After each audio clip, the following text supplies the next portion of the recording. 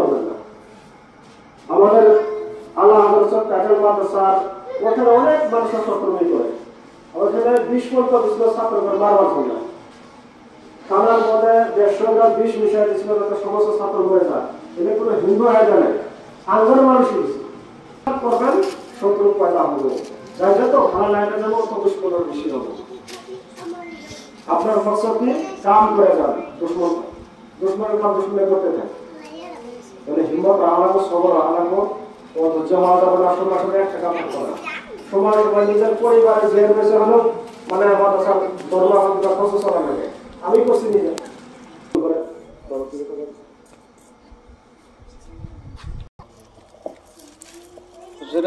যেখানে কইছে আপনারা সবাই বুঝছেন, আমার নতুন করে কিছু করার নাই।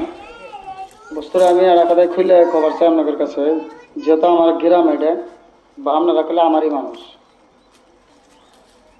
হুজুর রাইছে আমার মহাব্বতে, আর আমি মাদ্রাসাটাও করতেছি হুজুরের মতন ব্যক্তি, কিন্তু মাদ্রাসা করাটা সম্ভব না।